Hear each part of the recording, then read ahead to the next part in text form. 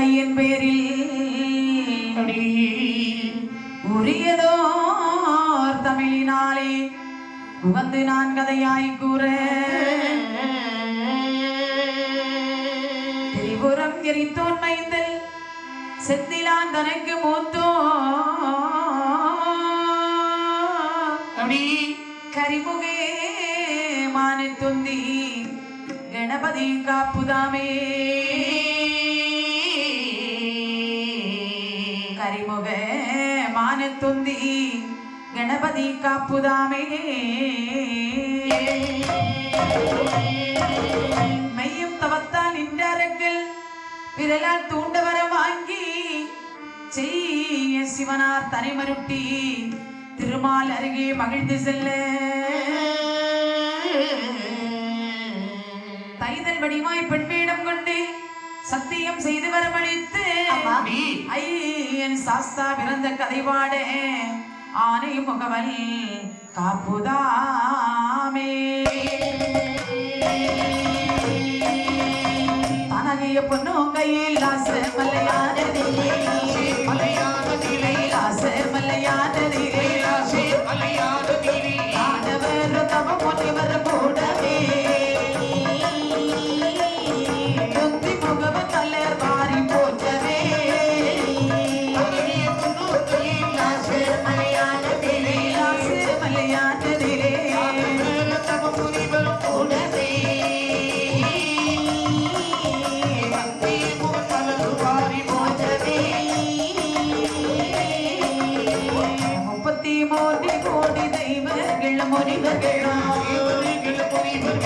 ஒன்பதாகவே சிவனை போற்றவே முக்கடனாக இது மலர் தூவவே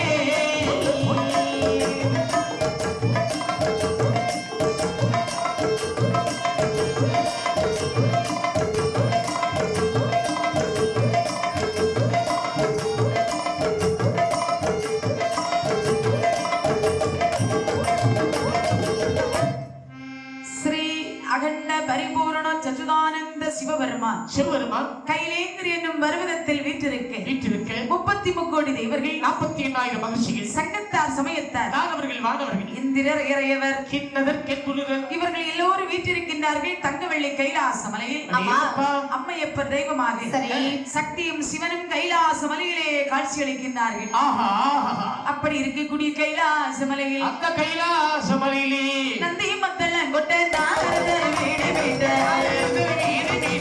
நந்தி மத்தள கொட்ட நாரதர் வீடு வீட்ட மலர் புஷ்பங்களை சாத்து நல்லதை வானவர்கள் போற்று நல்லதை வானவர்கள் போற்று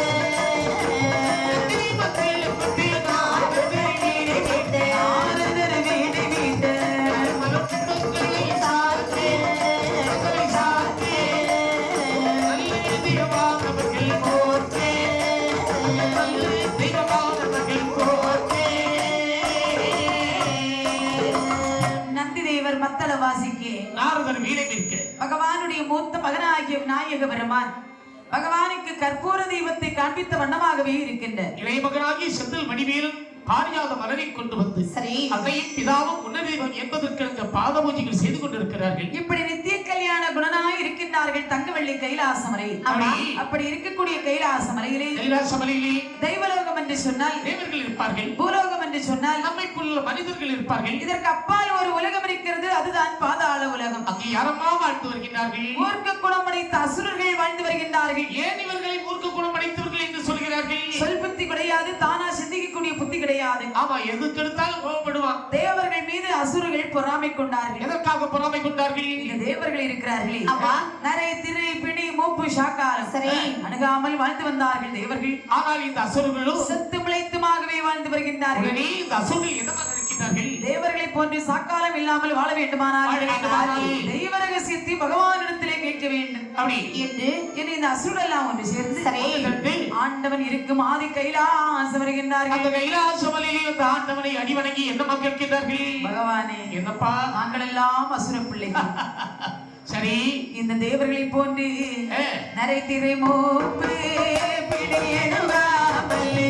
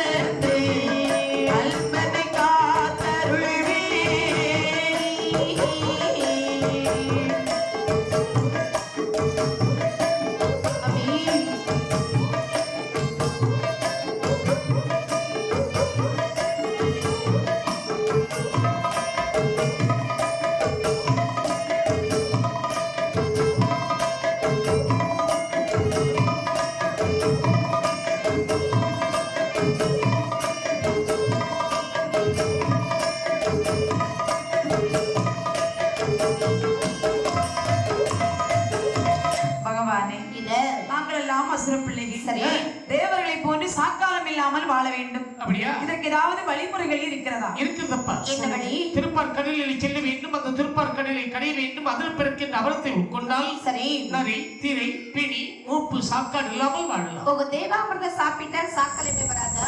ஆமாப்பா. நாங்கள் மட்டும் தனியாக சென்று அமிர்தம் கடைய முடியுமா? அது எப்படி? யாரை துணை கலைத்து செல்ல வேண்டும்? தேவர்களை அழைத்து செல்லுங்கள், உங்களுக்கு நல்லதே நடக்கும். அவள் நாங்கள் சென்று அழைத்தால் அவர்கள் வருவார்களா? நிச்சயமாக வருவார்கள். சரி, இதோ அழைத்து செல்கின்றோம். பகவான் சொன்ன வார்த்தை கேட்ட அசுரர்கள் கேட்டதும் தேவர்களை அழைத்துக் கொண்டு அப்படியே இருக்கையிலே அசுரர்களும் தெய்வங்களும் அப்படியே இருக்கையிலே அசுரர்களும் தெய்வங்களும் மனதை கடைய வேண்டும் என்று அழகத்திலே பார்க்கடலில் வந்தார். அசுரர்களும் தெய்வங்களும்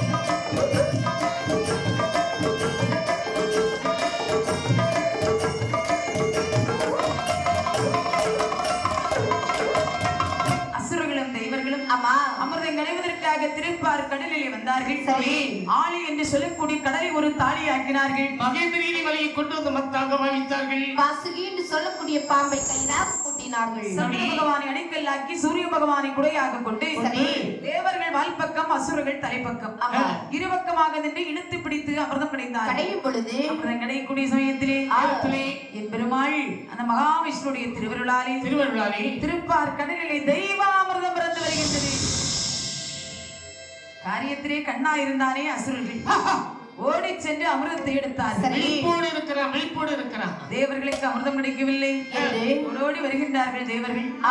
அசுரர்களே, நாமல் இருதரத்தாரும் சேர்த்துதானே அமிர்தம் கிடைத்தோம். அமிர்தமானது அசுரர்களாகிய உங்கள் கையில இருக்கிறது. மேற்பாதி அமிர்தம் கொடுங்க ஐயா. பேர்வாதி அமிர்தம் ஆமா. உங்களுக்கு தர முடியாது. ஏன் தர மாட்டீர்கள்? சதகாலமாக இந்த அமிர்தத்தை நீங்கள் தானே உண்டு கொண்டிருக்கிறீர்கள். ஆமா. இப்போது அது எங்களுடைய கையில் இருக்கிறது. அது எங்களுக்குத்தான் உரியது. பார்த்தார்கள் இவர்கள் திக்கற்றவருக்கு தெய்வம் தானே துணை. இந்த அசுரர்கள் அமிர்தம் கொடுக்கவில்லை என்று தெய்வாதி தேவர்கள் எல்லாம் பார்க்கடல் வண்ணன் கமல கண்ணன் அந்த வரந்தாமனை வேண்டி முறையிட்டார்கள். எப்படி? கண்ணனை மணி வண்ணனே ஆயாக்கு பெரியோனே, கண்ணனை மணி வண்ணனே ஆயாக்கு பெரியோனே, என்னமோடு எங்கள் குறை, என்னமோடு எங்கள் குறை எடுத்து தர வேண்டுமையா,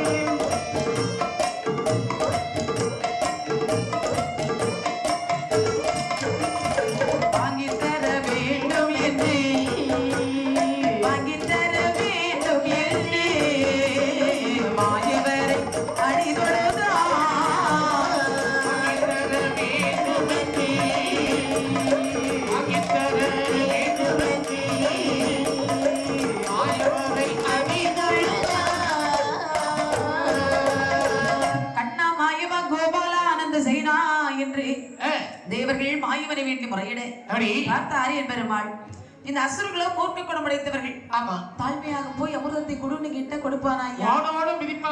ஒரு ஆணை வசக்க வேண்டுமானால் ஒரு பெண் நினைத்தால் முடியும். ஆமா. அதுலயும் எந்த பெண் போனா முடியுமா? முடியாது. இல்ல, அதற்கேற்ற வயது இருக்க வேண்டும், பருவம் இருக்க வேண்டும், அழகு இருக்க வேண்டும். மாயவன் அழகான ஒரு பெண் போல கொண்டு வருகின்றார்.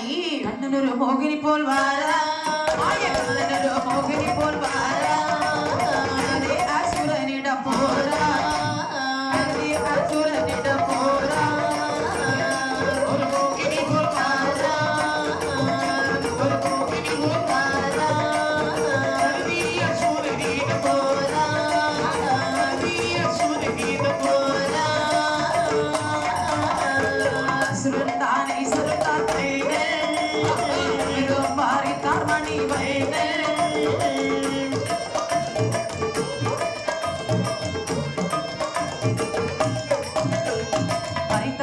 தேவருக்கு கொடுத்தா,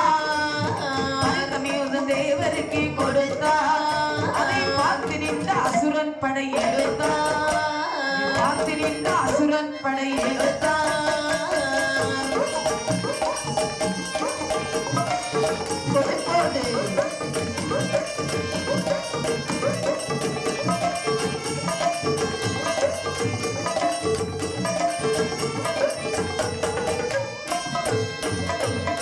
பார்க்கடல் வண்ணனா ஆகிய பரந்தாமன் சரி அசுரர்கள் கையில இருக்கக்கூடிய அமிர்தத்தை வாங்க வேண்டும் என்று மாயவன் அழகான ஒரு பெண்கோலம் கொண்டு வருகின்றார். கண்ணன் பெண்கோலம் கொண்டாரு என்று சொன்னால் என்ன அதனுடைய அழகு இருக்கிறது பாருங்கள். சொல்லவே முடியாதமா, வர்ணிக்கவே முடியாத அவ்வளவு அழகு படைத்து வருகின்றார். 32 லட்சணம், 16 கலை, 8 அம்சம், 16 வயது, 16 வயதுடைய பருவ மங்கையாக சமைந்து அண்ணன் நடை சின்ன பின்னர் சடையோடு நடந்து வருகின்றார். பெண்ணழகை கண்டார்கள் அசுரர்கள். தம்பி, அமிர்தத்தை பிறகு சாப்பிடலாம், அதோ பாரு ஒரு பெண் வருகின்றாள். என்ன அழகு, என்ன அழகு அண்ணா. அந்த பொண்ணு பார்ப்பதற்கு எவ்வளவு அழகா இருக்கிறா பாரு. தாமரை கண்ணங்கள், வேப்பிலை புருவங்கள், முதலுக்கு உபயோகப்படும் போது இருக்கிறது. ஏ அப்பா, என்ன அழகு, என்ன அழகு. பக்கத்துல வரட்டும், யார்கிட்ட பேசுறான்னு பார்க்கலாம். அப்படியே அகட்டும் அப்பா. பெண்ணை பார்த்து அசுரர்கள் பேரானந்தம் அடைந்தார்கள். பெண்ணானவள் பக்கத்திலே வர பெண்ணை பார்த்து அசுரர்கள் என்ன கேட்டார்கள்? பெண்ணை, அன்னை, கண்ணை, எங்களுடைய குற்றத்தை பார்த்து வந்திருக்கின்றாயே, யாரம்மா நீ? அம்மா, நீங்கள் எல்லாம் யாரு? நாங்கள் எல்லோரும் அசுரர்கள். இவர்கள் எல்லாம் தேவர்கள். இருதரத்தாரும் எதற்காக இப்படி சண்டை போட்டுக் கொண்டிருக்கின்றீர்கள்? அப்படி கேளம்மா, சொல்லுங்கள். திருப்பார் கடலிலே சென்றோம், அந்த திருப்பார் கடலை கடைந்தோம், அதில் பிறக்கின்ற அமிர்தமானது எங்களுடைய கையில் இருக்க வேண்டும் என்று கேட்கின்றார்கள் இந்த தேவாதி தேவர்கள். நீங்க என்ன சொல்றீங்க? அதை கொடுக்க மறுக்கிறோம். அதற்கு தான் பங்கு சண்டை நடந்து கொண்டிருக்கிறது. உங்க சண்டை நானே தீர்த்து வைக்கின்றேன். எப்படி? உங்கள் கையில் இருக்கிறது தெய்வ அமிர்தம், என் கையிலே தாருங்கள். நான் உங்கள் இருதரத்தார்களுக்கு சரியாக பங்கு வைத்து தருகின்றேன். தம்பி அண்ணா எங்கிருந்து வந்தால் எதற்காக சண்டை என்று கேட்டால் இப்போது அமர்த குலத்தை கேட்கின்ற பெண்ணை நம்பி அமர்தத்தை கொடுக்கலாமா? யாரை நம்பினாலும் பெண்களை நம்பவே கூடாது என்று பெரியவங்க சொல்வாங்க. அதுதான் பெரியவர்கள் இன்னும் அழகாக சொல்லி இருக்கிறார். எப்படி? வெம்புவாள் விழ்வாழ்வையே மேல் விழுந்து அனுவாழ்வையே தம்பலம் தென்பாழ்வையே சாகரின் என்பாழ்வையே அன்பிலும் குடிகளால் ஆயிரம் சிந்தை உடையாளை நம்பினவர் எல்லாம் தெருவில் நின்று நாயிலும் கேடாக அலைவார். ஆனா இந்த பொண்ணை பார்த்தால் குடும்ப பொண்ணாட்டம் இருக்கிறா. ஒரு தெய்வீக அம்சம் தோன்றுகிறது. தேவ அமிர்தம் வாங்கி சாப்பிட்டு அந்த பொண்ணு கையினால் நாம வாங்கி சாப்பிடணும். சரி அப்ப ஏதோ நீ சொல்லிட்ட, நம்பி ஒப்படைக்கலாம். சரி. பெண் மேல் ஆசை கொண்ட அசுரர்கள் சரி அமிர்த குடத்தை மோகினி கையிலே கொடுத்தார்கள். ஆமா. அமிர்தத்தை வாங்கின என்பெருமாள் தேவர்களை வலது பக்கமாக அமர வைத்தார். அமர வைத்து அசுரர்களை இடது பக்கமாக அமர வைத்து மீண்டும் சொன்னார் என்பெருமாள், என்னம்மா அசுரர்களே, என்ன உங்களுக்கு நான் அமிர்தம் பங்கு வைத்து தர வேண்டுமானால் நான் சொல்ற மாதிரி நீங்க கேட்கணும். சொல்லுமா, நாங்க கேட்கிறோம். கை ரெண்டையும் கட்டி கண் ரெண்டையும் ஓடிக்கொண்டு இருந்தால்தான் அமிர்தம் பங்கு வைத்து தருவேன். பாடா என்ன? ஆமா, கையை கட்டிக்கிட்டோம், கண்களை எதற்காக மூட வேண்டும்? உங்க அசுரர்கள் கூட்டத்திலே எவர் ஒருவர் கடைசி கண்ணை திறப்பீர்களோ அவர்களுக்கு நான் வாழ்க்கை படலாம் என்று இருக்கின்றேன். தம்பி அண்ணா, இந்த வாய்ப்பை நழுவ விடக்கூடாது. எல்லோரும் கண்களை மூடிக்கொள்ளுங்கள். சரி. பெண் மேல் ஆசை கொண்ட அசுரர்கள் கையை கட்டி கண்ணை மூடினார்கள். ஆமா. இதுதான் நல்ல தருணம் என்று வலது பாகமாக இருந்தார்களே தேவர்கள். தேவர்கள் வரிசையிலே அமிர்தத்தை ஒவ்வொரு பேருக்கு மக்க வைத்து கொடுத்தார். தேவர்கள் வரிசை தீர்ந்தது. தேவ அமிர்தமும் முடிந்தது. அசுரர்களுக்கு அமிர்தம் கொடுக்காமல் சரி மாயமாக வந்த மாயமோகினி மாயமாகவே மறைகின்றார். அப்படி அசுரர்கள் எப்படி இருக்கிறாங்க? கையை கட்டி ஒரு கையை நீட்டிட்டு கண்ணை மூடிட்டே இருக்கிறான். ஆமா. அசுரர்கள் கூட்டத்திலேயே ஒருவர் மெல்ல கண்ணை திறந்து பார்க்கிறான். புத்திசாலி. டேய் தம்பி, என்னடா உனக்கு அமிர்தம் கிடைத்ததா? கையை நீட்டிட்டே இருக்க அமிர்தம் கிடைக்கவே இல்லன்னா. உனக்கு கிடைத்ததா? எனக்கும் கிடைக்கல, அங்கேயும் கிடைக்கல. ஒருவருக்கு அதான் இப்படி இருக்கு. ஆமா, இது சாப்பிட்ட மாதிரி இருந்து. இந்த பாரு, எனக்கு கிடைச்சது. அதாவது சாப்பிட்டு பார்க்கும்போது ஒரு வேப்பங்கொட்டை இருந்துப்பா. வேப்பங்கொட்டை இருந்துச்சா? லே அண்ணா, நீ சாப்பிட்டது தேவ அமிர்தம் இல்ல, காக்காய் எச்சம். காக்காய் எச்சமா? அடாடா, காக்காய் எச்சம் சாப்பிடுறதுக்கு நீ பார்த்துட்டாடா இருந்த. ரொம்ப விரும்பி சாப்பிட்டுட்டு இருந்த, என்ன செய்வது? ஏதோ ரொம்ப டேஸ்டா இருக்குன்னு சொல்லி சாப்பிட்டேன். தேவ அமிர்தத்தை அதோ தேவாதி தேவர்கள் சாப்பிடுறாங்க. அதான் உண்ட மயக்கத்தில் இப்படி இருக்கிறார்களோ. ஆமா. அடடே அடலி மக்களே, எங்களோட பாகம் அமிர்தம் எங்க இருக்குதடா, எங்களோட பாகம் அமிர்தம் எங்க இருக்குதடா, பங்கப்பட பொன்னதே எங்களோட பங்கதை தந்திடடா, பங்கப்பட பொன்னதே எங்களோட பங்கதை தந்திடடா, எங்களோட பாகம் அமிர்தம் எங்க இருக்குதடா, எங்க இருக்குதடா, ஆமா பங்கப்பட பொன்னதே எங்க பங்கதை தந்திடடா.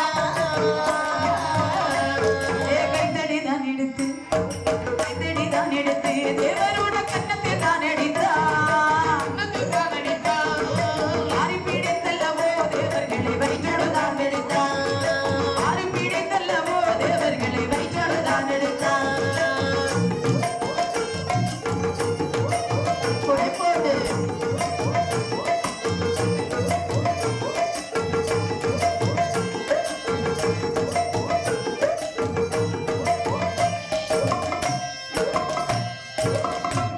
கோபம் அசுரர்களுக்கு. சரி. தேவர்களை பிடித்தார்கள். ஆமா. காலவாரி தலைகீழ் அடிக்கின்றார்.